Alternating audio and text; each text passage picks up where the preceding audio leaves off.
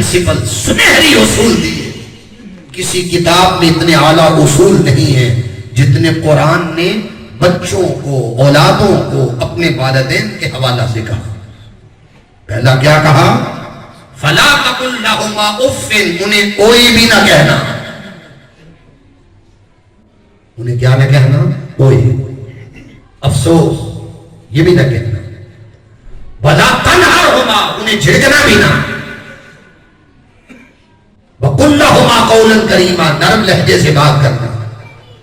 میں بات آگے بڑھانے سے پہلے آپ سے عرض کروں گا، ہم میں سے جس کا باپ زندہ ہے یا ماں زندہ ہے، دونوں یا دونوں میں سے ایک، آؤ آج جو زندگی بیت گئی سو بیت گئی. آج اگر یہ سمجھ آئی ہے قرآن مجید میں بنی اسرائیل کی صورت کے مطالعہ سے کہ قرآن جو 3 اصول بیان کرتا ہے، آؤ اللہ کی بارگاہ کے اندر ایک تجدید عہد کرو، تجدید وفا کرو، تجدید احترام کرو، تجدید عزت کرو. آج سے کہ پروردگار جو ہو چکا، آج کے بعد ہم اپنے ماں باپ کے کبھی کوئی بھی نہیں کہیں گے، افسوس بھی ان کو کبھی نہیں کہیں گے کہ تم نے جو کیا ہمارے لیے افسوس نہیں کہیں گے. بولیے اللہ کی بارگاہ میں وعدہ کرتے ہیں. سب سے پہلے میں وعدہ کرتا ہوں، حالت روزہ میں وعدہ کر رہا ہوں، اپنے والدین کو ہم آج تک تو عزت کی ہے جی. اور حضرت ابراہیم اور اسماعیل کی داستان کرو. آج کا بیٹا قرآن کا مطالعہ کرے جی، جس کو اقبال کہتا ہے یہ فیضان نظر تھا یا کہ مکتب کی کرامت تھی. سکھائے کس نے اسماعیل کو آداب فرزند؟ وہ باپ جو وادی مینا میں جا کر کہتا ہے کہ بیٹے میں نے تجھے دیکھا، انی اذبحک کا فانظر ماذا تری، میں دیکھ رہا ہوں کہ میں تجھے ذبح کر رہا ہوں، بتا تیری رائے کیا ہے. وہ بیٹا پتا کیا کہتا ہے؟ وہ بیٹا کہتا ہے بابا اس طرح کرو، میرے ہاتھ باندھ دو، میرے قدم باندھ دو، میرا جسم باندھ دو، اور میرا چہرہ سامنے نہ رکھنا بلکہ زمین کی طرف رکھنا، اور اپنی آنکھوں پر پٹی باندھ لینا، اس لیے کہ میں آپ کا چشم و چراغ ہوں، میں آپ کا جگر پارا ہوں، میں آپ کا حسن محبت ہوں. ہو سکتا ہے چھری نہ چلے، ہو سکتا ہے محبت آڑے آ جائے. اقبال کہتا ہے یونیورسٹیوں میں، کالجز میں، تعلیمی اداروں میں اصول سکھائے جاتے ہیں. اسماعیل کسی کالج کی طرف نہ گیا، یونیورسٹی کی طرف نہ گیا، تدریس اور تعلیم کے لیے کسی طرف نہ گیا. مگر اقبال کہتا ہے مجھے بتاؤ، ہم بھی قرآن پڑھ رہے ہیں، آپ بھی سن رہے ہیں، علماء پڑھ رہے ہیں، قیامت تک پڑھتے رہیں گے، مگر اقبال جب اس مقام پر پڑھتا ہے سورہ صافات کی 100 نمبر آیت سے لے کر 123 تک آیتیں پڑھو، 23واں پارہ سورہ صافات، جب اقبال مطالعہ کرتا ہے تو اقبال کہتا ہے بتاؤ وہ ننھا سا اسماعیل 13 سالہ جس کی عمر ہے، وہ اپنے باپ سے عرض کر رہا ہے رسی سے باندھ دو، چھری تیز کر دو، اور اپنی آنکھوں پر پٹی باندھ دو، میرا چہرہ زمین کی طرف کر دینا، ایک ہی بار میں میری شاہراہ کٹ جائے، ترس نہ کھانا، جو حکم دیا جا رہا ہے پورا کر دے. یا ابا تفعل ما تؤمر ستجدنی انشاءاللہ من الصابرین. اے باپ جو خدا حکم دے رہا ہے کر دو، اللہ نے چاہا تو آپ مجھے صابرین میں سے پائیں گے. تو اقبال کہتا ہے یہ بتاؤ یہ فیضان نظر تھا یا کہ مکتب کی کرامت تھی؟ سکھائے کس نے اسماعیل کو آداب فرزندی؟ یہ جو فرزندی اور بیٹا اٹھنے کے آداب یہ کون سکھا رہا ہے؟ وہ تو نہ کسی کالج میں گیا، یونیورسٹی میں گیا، ادارے میں گیا. اقبال نے کہتا ہے آؤ میں تمہیں بتاتا ہوں یہ کس نے سکھایا تھا. یہ فیضان نظر تھا. اقبال کہتے ہیں کتابوں سے بھی علم ملتا ہے، نگاہ سے بھی علم ملتا ہے کہ باپ ابراہیم کی نگاہ نے اسماعیل کو وہ سارے آداب فرزندی سکھا دی. آج ایجوکیشن بھی اعلیٰ ہے، تعلیمی ادارے بھی بے مثال ہیں، ہر باپ آئیڈیل ایجوکیشن مثالی تعلیم ڈھونڈ رہا ہے. مگر میں عرض کرتا ہوں بے ادبی کیا عام ہے. تعلیم تو ادب سکھاتی ہے. جو معاشرہ پڑھا لکھا ہوتا جا رہا ہے ہم اپنے ماں باپ کے ادب سے محروم کیوں ہوتے جا رہے ہیں. میں عرض کرتا ہوں باپ اور بیٹا چل رہے ہوں، باپ اور بیٹا، اگر بیٹا باپ سے آگے چلے، چلنے میں یہ بے ادبی ہے، چلنے میں یہ بے ادبی ہے۔ ادب یہ تھا باپ آگے چلتا اور بیٹا پیچھے چلتا۔ بیٹھے چارپائی ہے، اگر بیٹا سرہانے کی طرف بیٹھ گیا اور اس کا باپ یا اس کی والدہ پانٹی اور قدموں کی طرف بیٹھ گئی، یہ بیٹھنے میں بیٹا بے ادبی کا مرتکب ہو رہا ہے۔ اس نے یہ کیوں نہ دیکھا کہ جو سرہانے کی جگہ تھی اس طرف باپ کو بٹھانا چاہیے تھا، والدہ کو بٹھانا چاہیے تھا اور خود قدموں کی طرف بیٹھنا چاہیے۔ ہم اس بات سے آج اس بات سے ہم محروم ہوتے جا رہے ہیں، ہم دیکھتے ہی نہیں، ہم بس پڑھتے جا رہے ہیں۔ نہ اساتذہ کا ادب، نہ والدین کا ادب، نہ پیر و استاد کا ادب سیکھا ہم نے کیا ہے۔ امام اعظم نعمان بن ثابت کو جانتے ہیں؟ ان کے ہم فقہ حنفی پہ چلتے ہیں۔ ان کے 4000 اساتذہ تھے، 4000 اساتذہ۔ ان میں ایک استاد شیخ زید کا گھر تھا، کس طرح؟ جس طرح گھر تھا۔ امام اعظم فرماتے ہیں میں نے پوری زندگی اپنے استاذ کے گھر کی طرف پاؤں نہیں کیے۔ استاد اپنے گھر میں سوتا، میں اپنے گھر میں سوتا، مگر جس سے میں نے فیض حاصل کیا، تعلیم حاصل کی، میں نے پوری عمر میں نے اپنے استاد کے گھر کی طرف پاؤں نہیں۔ یہ ادب ہے۔ ہم کعبہ کی طرف چہرہ کر کے تھوکتے کیوں نہیں؟ ادب ہے کہ ہم اس طرف منہ کر کے نماز پڑھتے۔ ہم کعبہ کی طرف قدم کیوں نہیں کرتے؟ کہ یہ بے ادبی ہے، چونکہ ہم کہتے ہیں منہ طرف قبلہ شریف، کھڑے ہم یہاں ہیں اور کعبہ کہاں ہے؟ کتنے درمیان میں پہاڑ ہیں، بلڈنگیں، راستے۔ مگر ادب کا یہ عالم کہ ہم سوء ادب اور بے ادبی کا مرتکب نہیں ہوتے، بلکہ کعبے کا بھی ادب کرتے ہیں، شریعت کا بھی ادب کرتے ہیں، مکہ کا بھی ادب کرتے ہیں، مدینہ کا بھی ادب کرتے ہیں، اور اسی تناظر میں مسجد کا ادب کرتے ہیں۔ تو اللہ رب العزت نے قرآن مجید میں 3 اصول بیان کیے۔ آؤ باتیں بڑی ہیں کرنے کو، آج کے بعد اس کی بارگاہ میں وعدہ کرو کہ ہم بولنے میں کبھی بھی بے ادبی کا مرتکب نہیں ہوں گے۔ وعدہ کرتے ہیں جی؟ اپنے ہاتھوں کو ذرا کھڑا کریں اللہ کی بارگاہ میں کہ پروردگار تیرا حکم جو قرآن میں ہے فَلَا تَقُلْ لَهُمَا اُفٍّ، ہم اپنے ماں باپ کو اوئے بھی نہیں کہیں، ستائیں گے بھی نہیں، افسوس بھی نہیں کہیں گے ان کے لیے، وَلَا تَنْهَرْهُمَا، اور انہیں جھڑکیں گے بھی نہیں۔ نعرہ تکبیر، نعرہ رسالت، نعرہ حیدری، وَقُلْ لَهُمَا قَوْلًا كَرِيمًا، اور ان سے نرم لہجے سے بات کریں۔ بولیے کریں گے؟ بولیے۔ اللہ رب العزت کے اس فرمان کی روشنی میں ہمیں اپنے رویوں میں تبدیلی لانا ہوگی۔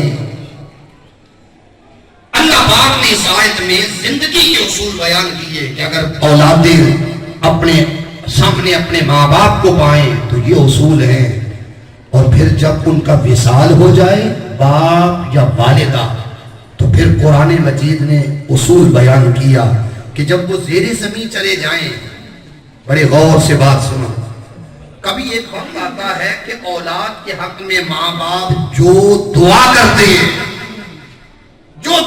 ہیں جائز دعا، اللہ پاک ان کی ہر جائز دعا اولاد کے حق میں قبول فرماتا ہے۔ بات سمجھیے۔ پھر زندگی میں ایک ایسا سائیکل اور چکر آتا ہے کہ جس وقت ماں یا باپ دنیا سے چلے جاتے ہیں، اولاد اپنے ماں باپ کے حق میں جو ہاتھ اٹھا کر دعا کرتی ہے۔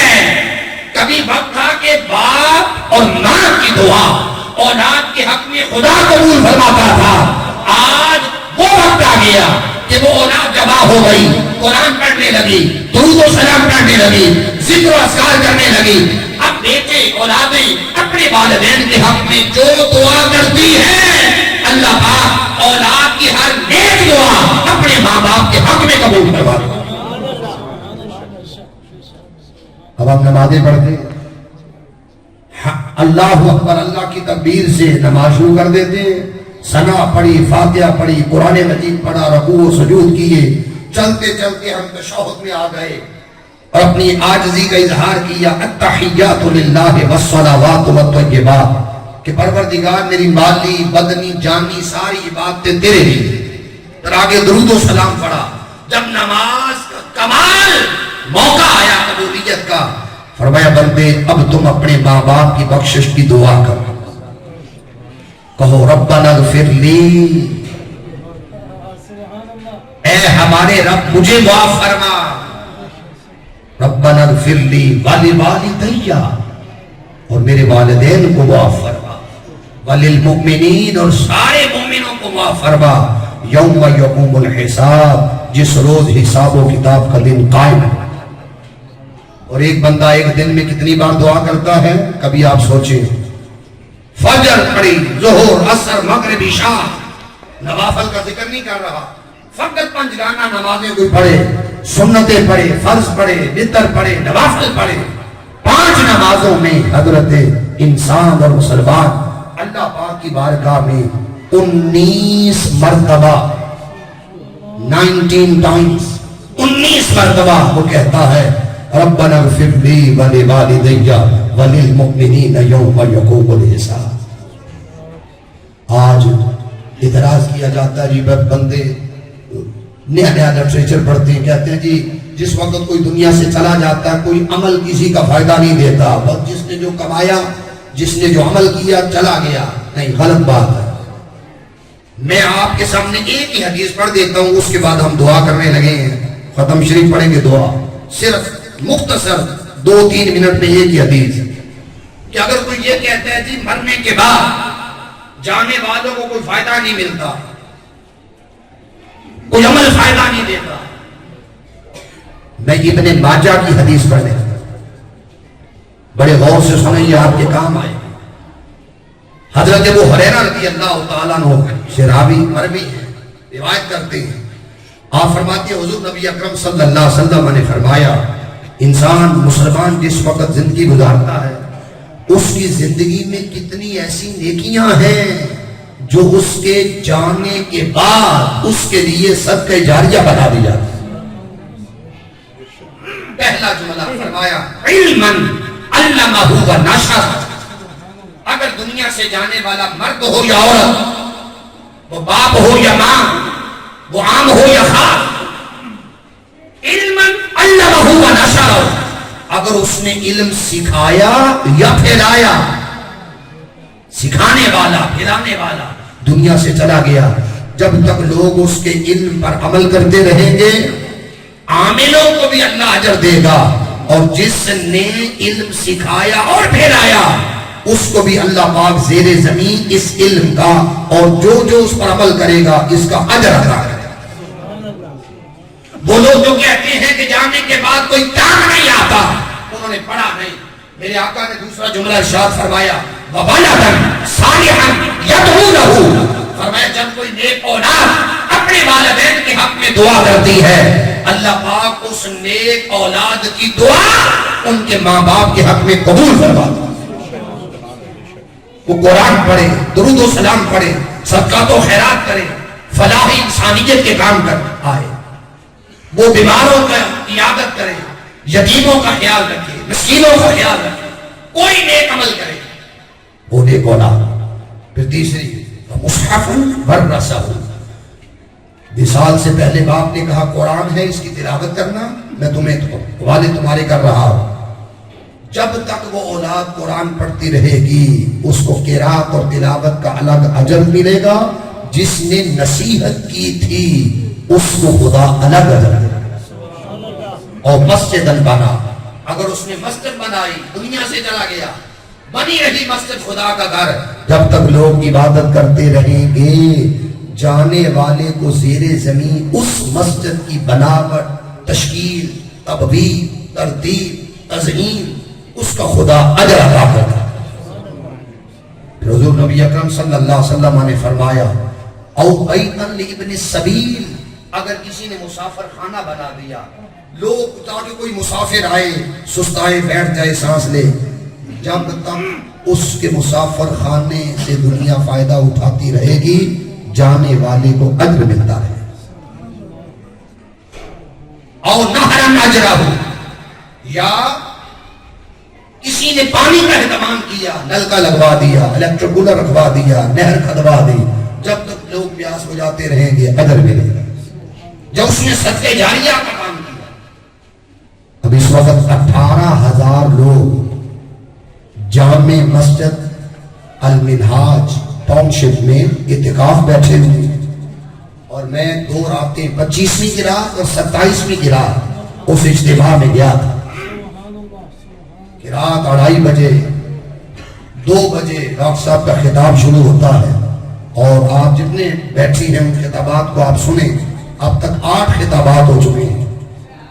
زوال پذیر معاشرتی اقدار اور ان کا قرآنی احکامات، اس کے قرآنی احکامات کہ حل کیا ہے کہ جو معاشرتی قدریں زوال پذیر ہو رہی ہیں، قرآن کیا حل دیتا ہے۔ خوبصورت خطابات ہیں، اس کو آپ سنیے۔ تو لہٰذا مقصد یہ ہے یہاں بات کرنے کا کہ اگر کوئی صدقہ جاریہ کا عمل کرے، 100 قسمیں ہیں صدقہ جاریہ کی، جس نے عمل دنیا میں کیا صدقہ جاریہ کا چلا گیا، جب تک لوگ اس کے صدقہ جاریہ پر عمل کرتے رہیں گے جانے والے کو اجر ملتا رہے گا۔ آؤ جن کے زندہ ہیں ادب کرو، احترام کرو، عزت کرو، خدمت کرو، اور جن کے دنیا سے چلے گئے ہیں اپنے والدین کے لیے قرآن مجید پڑھا کرو، نوافل پڑھا کرو، صدقات و خیرات کیا کرو، اور اچھی زندگی گزارو۔ اور میرے آقا نے فرمایا باپ کے جاننے کے بعد اس کے دوستوں سے ملنا یہ بھی نیکی ہے۔ حضرت خدیجہ کے وصال کے بعد جب بڑی عید کا موقع آتا تو آپ فرماتے خدیجہ کے عہد میں جو ان کی سہیلیاں آ کر بیٹھا کرتی تھیں ان کو بھی قربانی کا گوشت بھیجو۔ سیرت نگار کی نظر دیکھو، لکھنے والوں کی نظر دیکھو کہ حضور ان سہیلیوں تک جو حضرت خدیجہ کبریٰ کی سہیلیاں دوست رہیں، ان کی زندگی میں آ کر بات چیت کرتی رہیں، ان کے وصال کے بعد ان تک ہدیہ بھیجنا، یہ سنت مصطفیٰ صلی اللہ علیہ وسلم۔ آئیے حضور علیہ السلام کی سیرت اور سنت کو اپنا عملی جامہ پہنائیں، اور اپنے والدین کی بخشش کے لیے ہمیں اچھی زندگی گزارنی چاہیے۔